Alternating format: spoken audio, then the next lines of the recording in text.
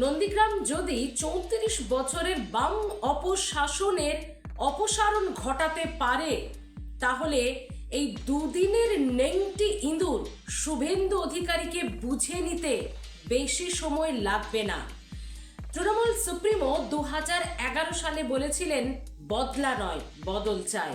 শুধু তৃণমূল সুপ্রিমো বলুক যে এবার বদল নয় বদলা চায়, তাহলে 2 সেকেন্ড সময় লাগবে না পিঁপড়ের মতো টিপে মেরে ফেলতে। কার কথা বলুন তো এটা? জয়া দত্ত, তৃণমূল নেত্রী জয়া দত্তের কথা। একদম ছাত্র রাজনীতি থেকে যিনি উঠে এসেছেন এবং এই মুহূর্তে ভাষণ দেওয়াতে, বক্তৃতা রাখাতে তার একেবারে জুড়ি মেরা ভার জুনিয়র নেত্রীদের মধ্যে।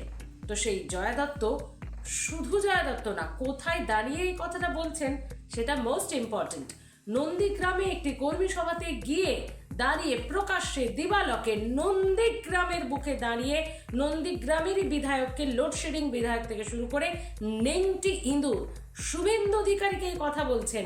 কে বলছেন? তার সমগোত্রীয়, সমবয়সী নয়, জয়া দত্তের মতো একজন নেত্রী শুভেন্দু অধিকারীকে এ কথা বলছেন। আগে শুনুন আর কি কি বলেছেন তিনি। শুনলে কার্যত এই কনকনে শীতে রক্ত গরম হয়ে যাওয়ার মতো ভাষণই মনে হবে আপনার। শুনুন, তারপর বাকিটা আলোচনা করছি।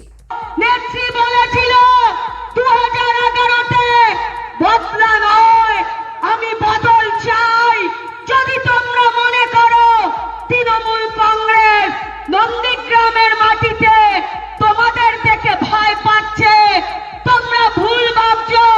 নেত্রী যদি একবার নির্দেশ দেয় যে আমি বদল না, আমি বদলা চাই, পিঁপড়ার মতো ফেলবো, 2 সেকেন্ড টাইম লাগবে। বিজেপি বলে কোন নাম এই নন্দীগ্রামের মাটিতে থাকবে না।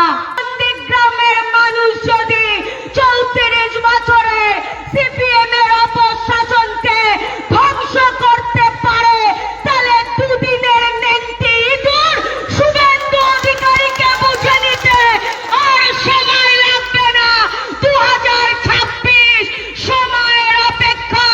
নন্দীগ্রামের মানুষ ভুল করেনি, আমাদের বিশ্বাস। নন্দীগ্রামে বাংলার বাঘিনী মমতা ব্যানার্জি জয়যুক্ত হয়েছে। লোডশেডিং এর নেতা যদি ক্ষমতা থাকে পুনরায় নির্বাচন করিয়ে দেখাতে, আমাদের এখানকার বুথের কর্মী তোমার বিরুদ্ধে প্রতিদ্বন্দ্বিতা করত। দায়িত্ব নিয়ে বলছি, নেংটি ইঁদুরে জামানত বাজেয়াপ্ত করে কাঠির বাড়িতে পৌঁছে দেওয়ার ক্ষমতা তৃণমূল কংগ্রেস রাখে।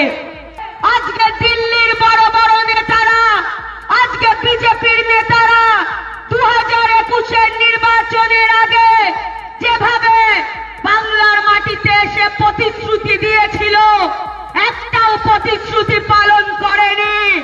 আজকে আপনাদের যিনি বিধায়ক নেংটি ইঁদুর শুভেন্দু অধিকারী, মুখেই শুধু ভাওতাবাদ, বড় বড় কথা বলে, মমতা ব্যানার্জিকে নিয়ে সমালোচনা করে। আজকে নন্দীগ্রামের মানুষ তাকে চিনেছে কিভাবে? মমতা ব্যানার্জির দয়ায়। মমতা ব্যানার্জি যদি তাকে পরিবহন মন্ত্রী না করত, তাকে বিধায়ক না করত, তাহলে শুভেন্দু অধিকারীকে বাংলার মানুষ চিনত না।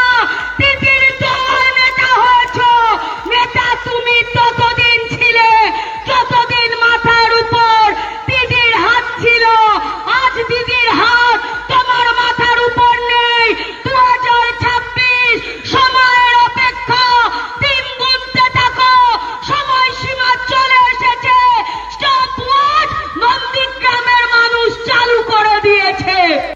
আপনারা শুনলেন বন্ধুরা জয়া দত্তের বক্তব্য, একেবারে ঠান্ডার মধ্যে গরম গরম বক্তব্য। দেখুন, কর্মী সমর্থকদের, নিচুতলার কর্মীদের, গ্রাসরুট লেভেলের কর্মীদের চাঙ্গা করতে এরকম রাজনৈতিক ব্যক্তিত্বরা এরকম বক্তব্য রেখে থাকেন। প্রশ্ন সেটা নয়, কোথায় দাঁড়িয়ে তিনি বক্তব্য রাখছেন? নন্দীগ্রামে। কিছুদিন আগে একটা ভিডিও করেছিলাম, নন্দীগ্রামে কি শুভেন্দু অধিকারী এবার হারতে চলেছেন 2026-এ? আপনারা অনেকে মতামত জানিয়েছেন, অনেকে পুরো বিষয়টি একেবারেই আলোচনার আকার তুলে ধরেছেন। কিন্তু এই কারণেই ভিডিওটা করেছিলাম। কোথাও গিয়ে কি সেটার কোনো আঁচ পাওয়া যাচ্ছে বন্ধুরা? আমরা জানি না কে হারবে কে জিতবে নন্দীগ্রামের 26-এ। মনে হওয়ার কারণ কিন্তু এগুলোই। 2 বছর আগেও কি কেউ ভাবতে পেরেছিলেন নন্দীগ্রামের মাটিতে দাঁড়িয়ে নেংটি ইঁদুর বলা শুভেন্দু অধিকারীকে এবং জয়া দত্তের মতো একজন নেত্রী? তো সেই জায়গায় দাঁড়িয়েই নন্দীগ্রাম 2026-এ ঠিক কোন দিনের অপেক্ষা করছে আমাদের জানা নেই। কোনো পাশাকে পাল্টাবে, কিন্তু শুভেন্দু অধিকারীর এই হলোটা কি, তাকে এই ধরনের তুলে ধরা এবং সেটা নন্দীগ্রামের মাটিতে দাঁড়িয়ে। কদিন আগেই আমরা সমবায় নির্বাচন ব্যাংকের সমবায় ব্যাংক নির্বাচনের ক্ষেত্রে দেখলাম বিজেপি প্রার্থীরা গোহারা হারলেন। একসময় শুভেন্দু অধিকারী যারা ঘনিষ্ঠ ছিল তারা শুভেন্দু অধিকারীর বিরুদ্ধে মুখ খুলছেন নন্দীগ্রামের স্থানীয় নেতারা। তারা দলবদলের কথা ভাবছিলেন, তারা তৃণমূলে ফিরে যাওয়ার কথা ভাবছিলেন। একসময় যারা শুভেন্দু অধিকারীকে দেখে তৃণমূল ছেড়ে বিজেপিতে এসেছিলেন। এবং লবির কথা তো ছেড়েই দিন, দিলীপ ঘোষ মাঝে মাঝে নিজের উষ্মা প্রকাশ করেন।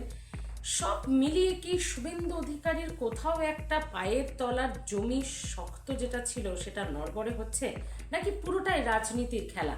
এমনটা চলতেই থাকে। কিভাবে দেখছেন অবশ্যই জানাবেন, আপনাদের কমেন্টের আশায় থাকলাম। ভালো থাকবেন।